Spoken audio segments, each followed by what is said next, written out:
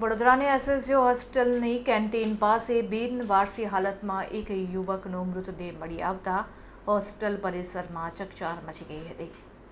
મધ્ય ગુજરાતની સૌથી મોટી સયાજી હોસ્પિટલના સંકુલમાંથી એક અજાણ્યા વ્યક્તિનો મૃતદેહ મળી આવતા હોસ્પિટલ પરિસરમાં ચકચાર મચી ગઈ છે.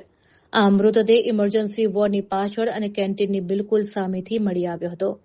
પ્રાથમિક દ્રષ્ટિએ આ વ્યક્તિ હોસ્પિટલની આસપાસના વિસ્તારોમાં છૂટક મજૂરી કરીને પોતાનું ગુજરાન ચલાવતો હોવાનું જાણવા મળ્યું છે. ઘટનાસ્થળે હાજર લોકોના જણાવ્યા અનુસાર મૃતક વ્યક્તિ છેલ્લા લાંબા સમયથી એસએસજી હોસ્પિટલ કેમ્પસમાં જ રહેતો હતો. તે હોસ્પિટલમાં આવતી ખાનગી એમ્બ્યુલન્સ સાફ કરવાનું તેમજ હોસ્પિટલની બહાર ઉભી રહેતી સેવસળની લારીઓ પર ડીશ ધોવાનું કામ કરતો હતો. સ્થાનિકો અને લારી ધારકો તેને પ્રેમથી જાળિયા કહીને બોલાવતા હતા. નજરે જોનારા લોકોના જણાવ્યા મુજબ આ વ્યક્તિનું મૃત્યુ કુદરતી હોવાનું જણાઈ રહ્યું છે. મૃત્યુના આશરે 1 કલાક પહેલા તેને તે જ વિસ્તારમાં જોવામાં આવ્યો હતો, પરંતુ અચાનક તે ઢળી પડ્યો હતો. લાંબા સમય સુધી હલનચલન ન થતાં લોકોએ તપાસ કરી ત્યારે તે મૃત હાલતમાં મળી આવ્યો હતો. હોસ્પિટલના સ્ટાફને જાણ થતાં તુરંત જ તેને સ્ટ્રેચર દ્વારા પોસ્ટમોર્ટમ રૂમ ખાતે ખસેડવાની તજવીજ હાથ ધરવામાં આવી હતી.